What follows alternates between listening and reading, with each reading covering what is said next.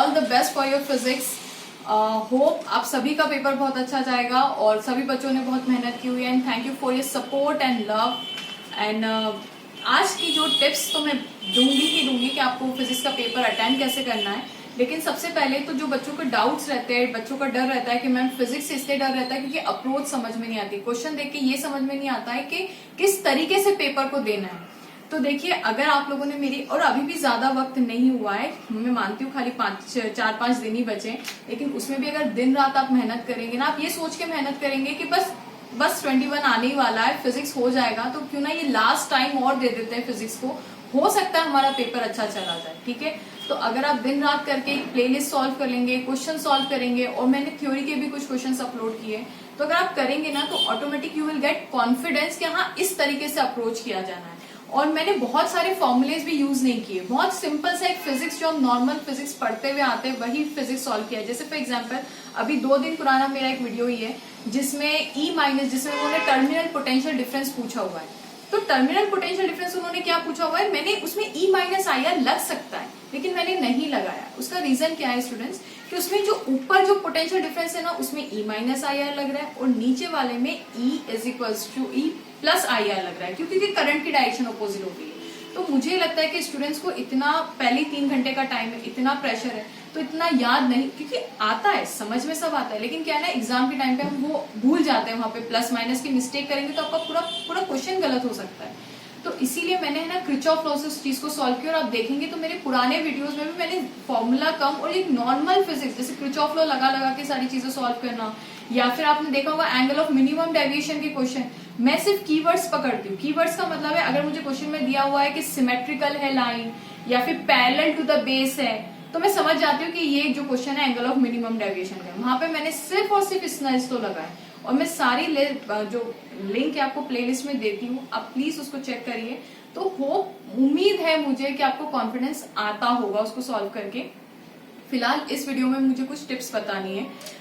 उस टिप्स का जो मैं अपने ऊपर अप्लाई करती हूँ, मैं मेरे स्टूडेंट्स को भी रिकमेंड करती हूँ, तो हो सकता है आपके लिए भी फायदेमंद हो, लेकिन हमारे व्यूज अलग अलग हो सकते हैं। ठीक है, सो इसमें कोई बड़ी बात नहीं है, ये सिर्फ मैं अपने पॉइंट ऑफ व्यू से बता रही हूँ। ठीक है, सबसे पहली चीज कि मैं अगर आपको रिकमेंड करूंगी कि पेपर स्टार्टिंग से मत करिए। जैसे पहले आता है आपका ऑब्जेक्टिव, फिर असर्शन रीजनिंग आता है, तो डोंट डू दैट। भले आपको आता है कि हाँ ये ऑब्जेक्टिव तो मुझसे हो जाएगा, बहुत ही इजी लग रहा है, लेकिन क्या होता है ना वो 1 नंबर का ऑब्जेक्टिव है। अब समझिए 1 मार्क्स के ऑब्जेक्टिव्स है।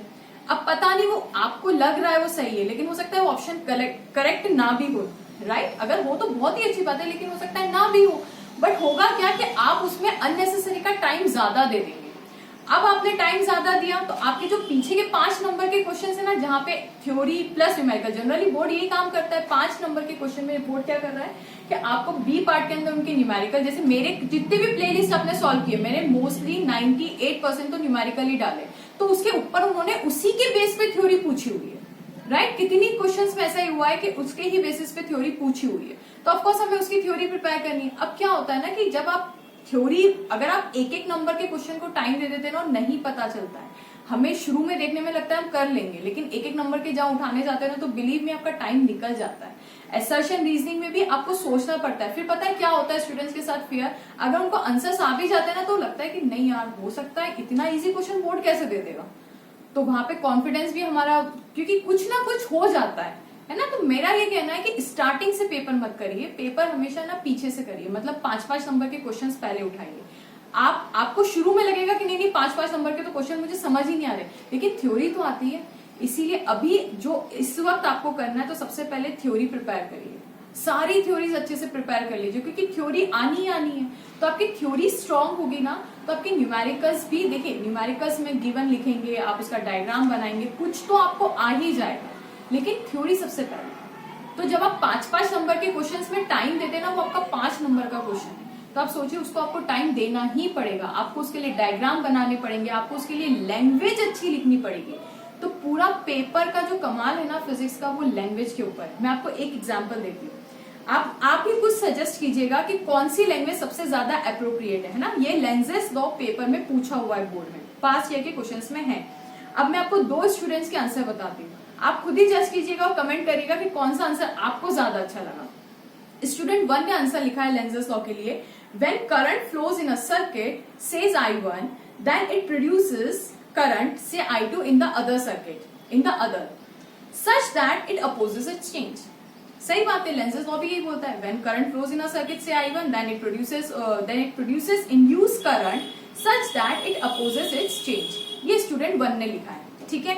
अब स्टूडेंट 2 ने क्या लिखा है, तो स्टूडेंट 2 ने लिखा है the polarity of the induced EMF is such that it tends to produce a current which opposes the change in the magnetic flux that produced it. अब आप सोचिए दोनों बच्चे स्टूडेंट 1, मैं स्टूडेंट 2 का वापस से पढ़ के बता दूं। The polarity of the induced EMF is such that it tends to produce a current which opposes the change in magnetic flux that produced it, right. अब ये जो स्टूडेंट 2 ने लिखा है स्टूडेंट 1, अब आप खुद सोचिए, आप एग्जामिनर के सामने नहीं है, एग्जामिनर को जो भी जज करना है वो आपकी कॉपी से, प्रेजेंटेशन से जज होगा, ठीक है।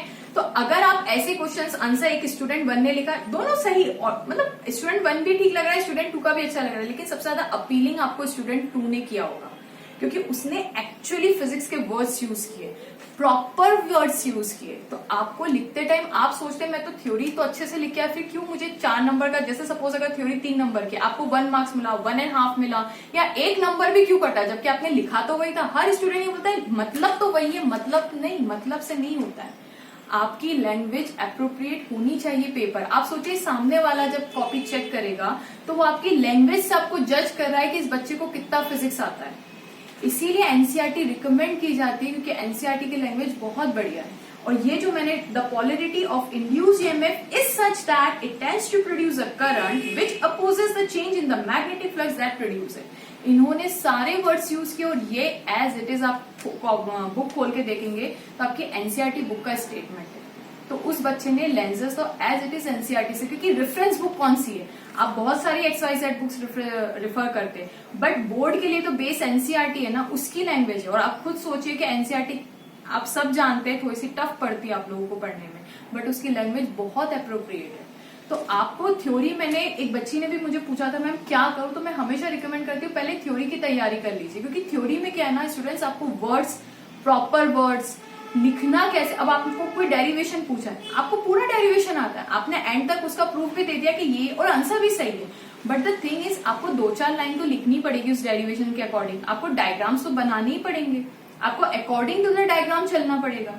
तो वो वर्ड्स जो है ना आपके बहुत अप्रोप्रिएट होने चाहिए पेपर में लिखते टाइम। इसीलिए फर्क रह जाता है एक टॉपर की कॉपी में और एक दूसरे बच्चे की कॉपी में, क्योंकि टॉपर्स अपने वर्ड्स, कीवर्ड्स का ध्यान रखते हैं। आप देखिएगा कोई भी बच्चा होगा ना जिसको अच्छे मार्क्स आते होंगे, वो कीवर्ड्स पे फोकस करता होगा।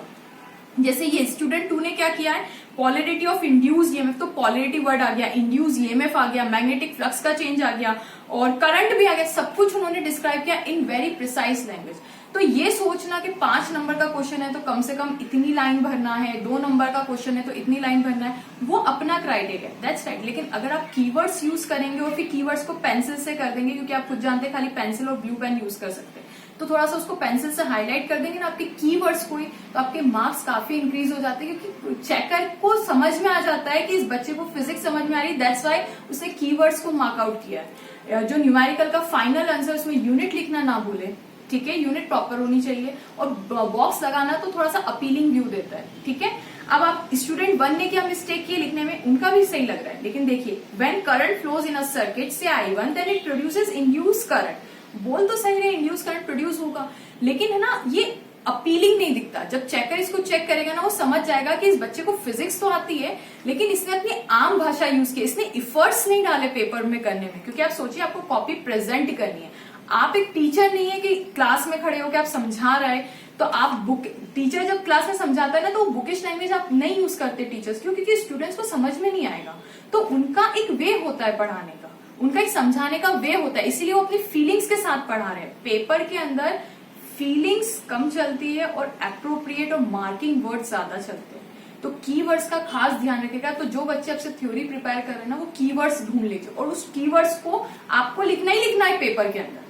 जो भी एंगल ऑफ मिनिमम डेविएशन से कंसेप्ट आ जाए तो उसका डेफिनेशन आपको आनी चाहिए, what is angle of minimum deviation, और आपकी थ्योरी को बचाने के लिए डायग्राम अच्छे बना के आइएगा। आपने देखा होगा कि मेरी आपने प्लेलिस्ट सॉल्व की होगी, तो मैंने ऑलमोस्ट, मुझे शायद याद भी नहीं आता कि किसी क्वेश्चन में मैंने डायग्राम छोड़ा हो, लेकिन मैंने हर क्वेश्चन में मैंने डायग्राम बनाए। इवन जहां पूछे नहीं गए ना, मैंने उस क्वेश्चन में भी डायग्राम बनाए। क्यों बनाए? क्योंकि डायग्राम क्या करते हैं ना, आपकी थोड़ा सा जो इंग्लिश आपकी वीक रह गई ना, वहां पे आपको बचा लेते हैं। पर अच्छे डायग्राम, हाँ, ऐसा नहीं थोड़ा कुछ भी बना दिया। अब आप देखेंगे कि आपको अगर थोड़ा सा एग्जांपल भी, ये तो मैंने एग्जांपल बताया, फिर मैंने दूसरा एग्जांपल में आपको ये दूंगी कि अगर आप मेरी प्लेलिस्ट में एक क्वेश्चन हमें 2024 के अंदर पूछा था कि आइंस्टाइन की इक्वेशन के ऊपर था, फोटो इलेक्ट्रिक इफेक्ट की जो इक्वेशन थी, तो उसमें ये क्वेश्चन था, how Millikan validate the Einstein photoelectric equation, है ना, ये क्वेश्चन आपको याद आ रहा होगा। तो मैंने एक सैंपल के तौर पे एक मेरी प्लेलिस्ट के अंदर वो थ्योरी है, जिसके अंदर मैंने लिखा हुआ है कि आपको कैसे पेपर में प्रेजेंट करना है। और जिन बच्चों ने भी वो प्लेलिस्ट, वो क्वेश्चन देखा है, उन्होंने कमेंट से किया कि मतलब बिल्कुल सही, जो चीज चाहिए थी ना, आप खुद एक नजर में देखेंगे ना, जो चीज एक चेकर को, मतलब एक एग्जामिनर को चाहिए, वो सब कुछ है उसके अंदर। इससे ज्यादा आप क्या, मतलब मैं वही समझा रही हूँ कि अपनी फीलिंग्स नहीं डालनी। जैसे स्टूडेंट 1 ने क्या किया है, when current flows in a circuit say I1 then it produces induce current say I2 such that it opposes the change. उन्होंने अपनी फीलिंग्स बताई। नहीं, यहाँ पे फिजिक्स इंपॉर्टेंट है स्टूडेंट्स, आपको फिजिक्स का पेपर देना है, आपके वर्ड्स अप्रोप्रिएट, आपके कीवर्ड्स बहुत पंचिंग होने चाहिए। वो आपको समझ में आया होगा कि कहाँ मिस्टेक्स होती है स्टूडेंट की। और मेरा रिकमेंडेशन है कि 5 नंबर के क्वेश्चन, हिम्मत मत हारिए, 5 नंबर के क्वेश्चन उठाइए, आई एम श्योर आपको याद आएगा। कोशिश करिए क्वेश्चन पेपर में एक भी क्वेश्चन ना छूटे। आप लोग साल भर से फिजिक्स पढ़ रहे, इतना कॉन्फिडेंस रखिए कि आप लोग कर लेंगे। ऐसा हमें थोड़ा डर लगता है जब पेपर इनिशियली, अरे क्या क्या दे दिया, क्या, ऐसा होता है, लेकिन जब आप करने बैठेंगे ना उस क्वेश्चन को, देखिए 5 नंबर के क्वेश्चन में मुझे ऐसा लगता है थोड़ा सा टाइम देना इट्स मोर वर्थ देन वो 1 नंबर। क्योंकि होता क्या है कि अगर आप 2 नंबर के क्वेश्चन आपने उठा लिए, तो अब 2 नंबर के क्वेश्चन ऑफकोर्स छोटे पूछे होंगे और इजी भी पूछे होंगे, तो उस समय जब हमारे पास एग्जाम में इनिशियल टाइम रहता है ना, तो हमें टाइम लिमिट का ध्यान नहीं रहता। हमें ऐसा लगता है नहीं 2 नंबर का मतलब क्वेश्चन बहुत बेहतरीन तरीके से आता है, आप लिखते जाएंगे, उसको बहुत ज्यादा एक्सप्लेन कर देंगे, आपको टाइम का पता ही नहीं चलेगा कि 2 नंबर का क्वेश्चन था। 5 नंबर के क्वेश्चन में आपको ज्यादा टाइम देना है बजाय 2 नंबर के क्वेश्चन में। पर वो क्या है ना, वो आते हैं तो आपको याद नहीं रहता है, टाइम निकल जाता है। तो मेरे रिकमेंडेशन है कि पहले 5 नंबर का करिए, और ये नहीं करिएगा कि ये क्वेश्चन एंड हो, देख मना नहीं है, बोर्ड मना नहीं करता, जो क्वेश्चन नहीं आता आप लास्ट में लिख सकते हैं, बट वो पेज छोड़ दीजिएगा। क्योंकि वो है ना, जब चेकर एग्जामिनर चेक करता है ना, क्योंकि आप सोचिए इंसान सबसे अपनी आंखों से देखेगा पेपर, उसको लगेगा कितना ब्यूटीफुली प्रेजेंट किया गया है। तो अगर आपको थोड़ा सा कंफ्यूजन है कि नहीं, पता नहीं, मुझे नहीं आता, तो leave the page and then come back जब आप सारा कर लो। मैसी पेपर है ना, और एग्जामिनर को मतलब वो इरिटेट हो जाता है कि ये क्वेश्चन यहाँ ढूंढूं, वो क्वेश्चन वहां ढूंढूं। तो अब आप कहेंगे मैम ये गलत, देखिए गलत सही का कुछ नहीं है, एक ह्यूमन नेचर होता है। क्या दिक्कत है अगर हम एक पेज छोड़ के हम कर तो लास्ट में ही रहे उस क्वेश्चन को, बराबर है ना, कर तो लास्ट में ही रहे, तो क्यों ना हम लास्ट में आके इसी पेज पे कर दें, तो एग्जामिनर भी खुश हो जाएगा और हमारा भी नुकसान नहीं हुआ, राइट। तो मैंने आपको बताया कि कीवर्ड्स इंपॉर्टेंट है, सो होप आपको, और न्यूमेरिकल्स तो स्टूडेंट्स मेरी प्लेलिस्ट में बिलीव मी मैंने बहुत क्वेश्चंस डाले हुए हैं, और जितने बोर्ड पूछ रहा है ऑलमोस्ट हर क्वेश्चन, मतलब वैरायटी के क्वेश्चन भी डाले हुए मैंने, इतनी वैरायटीज के कि आपको शायद आप करेंगे ना तो आपको खुद ही रियलाइज हो जाएगा कि कहीं ना कहीं आपके भी स्कूल में पूछे जाते होंगे ऐसे क्वेश्चन, और नहीं मतलब ऐसे या इस तरीके के क्वेश्चन पूछे जाते होंगे। तो वही तो एक स्टूडेंट को चाहिए होता है कि कोई क्वेश्चन देके हम कैसे अप्रोच बताएं। तो मैंने अप्रोचेस भी बताई हुई। मैं क्या करती हूँ, ऊपर की 2 लाइन भी जो क्वेश्चन की होती है ना, तो मैं बिल्कुल आप लोगों को समझाती हूँ कि हाँ ये क्वेश्चन है, ये क्वेश्चन है, ये है, ठीक है। आपको इससे आपका ये इंटरप्रिटेशन निकल रहा है, तो मैं इंटरप्रिटेशन हर क्वेश्चन में बताती हूँ। तो होप मेरी प्लेलिस्ट और थ्योरी और मेहनत आप लोगों की, बिल्कुल डोंट वरी, आपका फिजिक्स का पेपर बहुत अच्छा जाएगा। Don't lose the hope, demotivate नहीं होना है, हमें एग्जाम देना है और हमें ही काम करना है। Okay, so all the best, keep sharing and keep watching.